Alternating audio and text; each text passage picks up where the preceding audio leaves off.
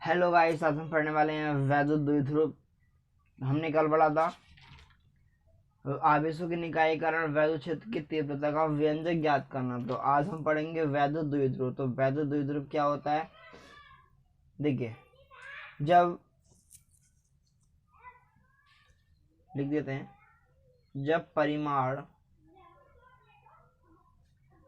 में समान व विपरीत प्रकृति वाले अल्प आवेश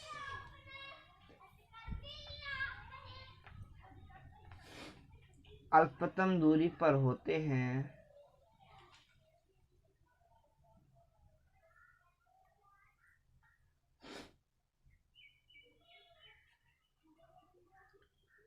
तो उनके इस आवेश युग्म को विद्युत द्विध्रुव कहते हैं।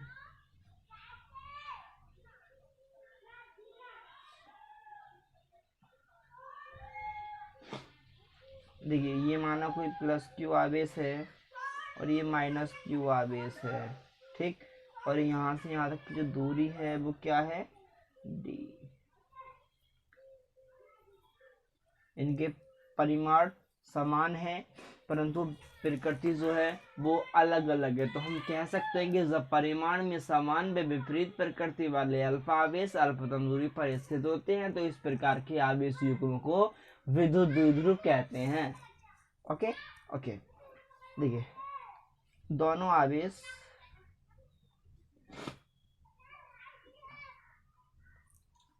आवेशों को मिलाने वाली रेखा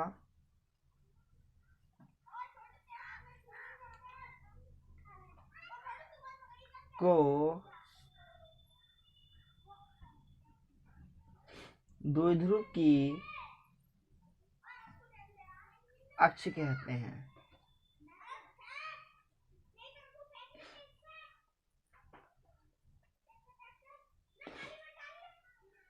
अक्ष या अक्षीय स्थिति कहते हैं, ठीक है। तो इसे हम अक्षीय स्थिति भी बोलते हैं, ठीक है।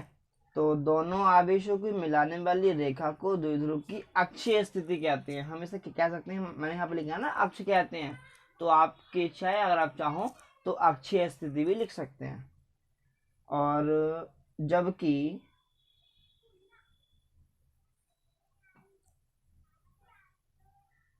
द्विध्रुव के केंद्र से पारित अक्षीय रेखा के लंबवत रेखा को द्विध्रुव की निरक्षीय रेखा कहते। देखिए, वैद्युत द्विध्रुव की दो स्थिति होती है, एक तो अक्षीय और एक निरक्षीय, ठीक है। ओके, अब अगला टॉपिक देखेंगे हम, वैद्युत द्विध्रुव आघूर्ण यानी विद्युत द्विध्रुव आघूर्ण। समझेंगे इसे। यदि प्लस क्यू व माइनस क्यू आवेश के बीच का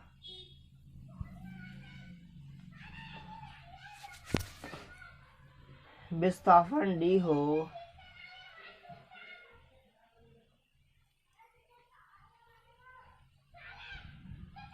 तो विस्थापन एक सदिश राशि है, इसलिए यहाँ पर फैक्टर लगा दीजिएगा। ओके, हो तो इनसे मिलकर बने द्विध्रुव का आघूर्ण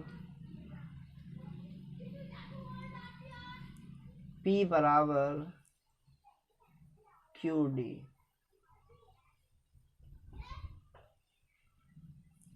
देखिए P जो होता है उसे विद्युत द्विध्रुव आघूर्ण कहते हैं। यह एक सदिश राशि है और Q आवेश है और D क्या है, विस्थापन। ठीक है, दो आवेशों के बीच का जो विस्थापन है उसे D कहते हैं। ठीक, ओके। तो विद्युत द्विध्रुव आघूर्ण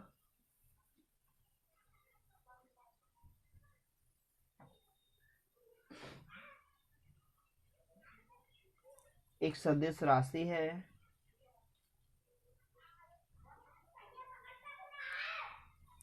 जिसकी दिशा ऋणावेश से धनावेश की ओर होती है।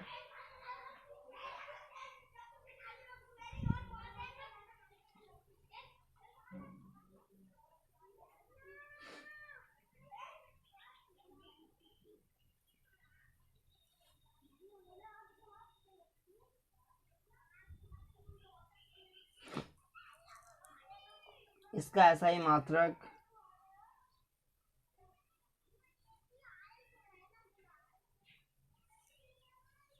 कूलाम गुणा मीटर डिवाई होता है।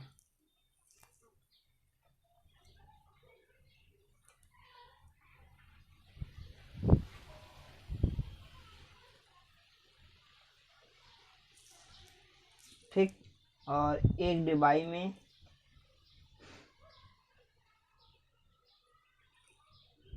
3.3 गुणा 10 की घात माइनस का 30 कूलाम मीटर होते हैं।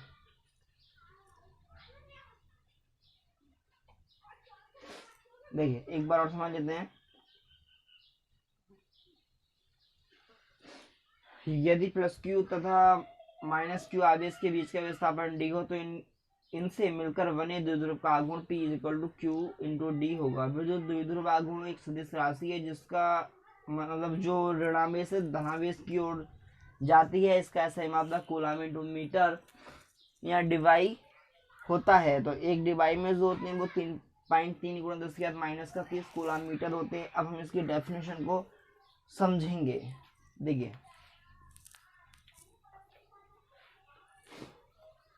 अतः हम कह सकते हैं किसी विद्युत द्विध्रुव आघूर्ण एक आवेश के परिमाण एवं उनके बीच के अल्प विस्थापन के गुणनफल के बराबर होता है। परमाणु में धनावेश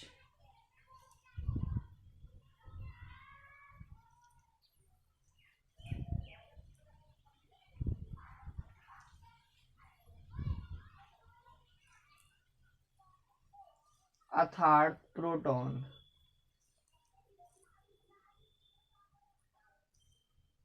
नाभिक में स्थित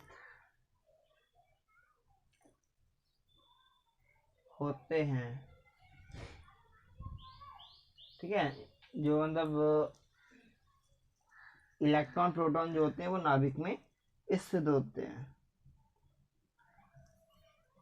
और ऋणावेश विभिन्न कक्षाओं में चारों ओर घूमते हैं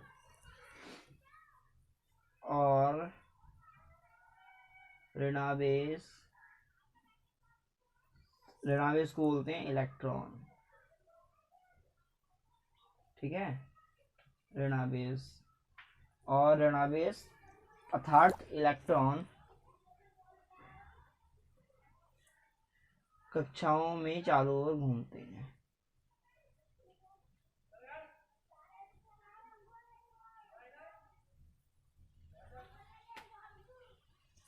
घूमते हैं।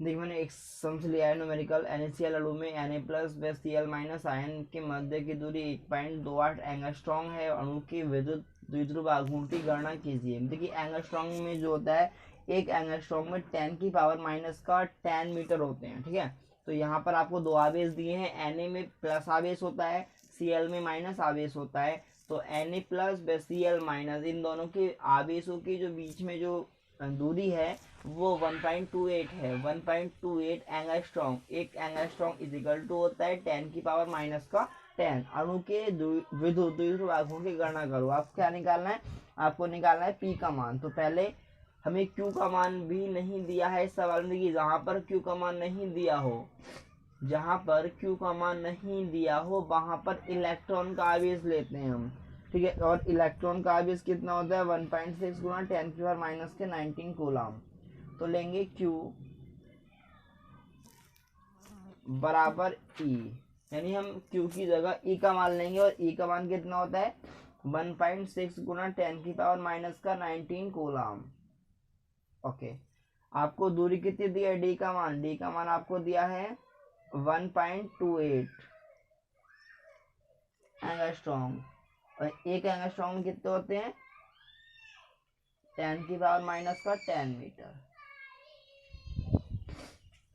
क्योंकि हम एंगस्ट्रॉम की वैल्यू उस सूत्र में नहीं रख सकते, आपको ये एंगस्ट्रॉम चेंज करना पड़ेगा मीटर में। ओके ओके, अब सूत्र आएगा P बराबर Q इंटू D। P क्या है, विद्युत द्विध्रुव आघूर्ण, Q आवेश और D दूरी। Q का मान लगा दीजिए 1.6 गुणा 10⁻⁻ का 19 गुणा 1.28 गुणा 10⁻⁻ का 10, ठीक है। अब इसकी गुणा इससे कीजिएगा, कितना आएगा, जब गुणा कर लेंगे तो हमारा आएगा 2.048 गुणा 10⁻⁻ का 29। इसका मात्रक है कूलम मीटर या डिवाई, ठीक है, कूलम मीटर या डिवाई, ठीक है, कूलम मीटर या डिवाई, एक मात्रक करना है आपको उसका। और मात्रक आपको लिखना पड़ेगा, बिन मात्रक लिखे आपको नंबर नहीं मिलेंगे, ठीक है, आपको मात्रक लिखना पड़ेगा। तो बस इतना ही। अक्षीय स्थिति और निरक्षीय स्थिति अभी नहीं सिखाएंगे, बाद में सिखाएंगे। ओके, अब हम सिखाएंगे बाद में। अब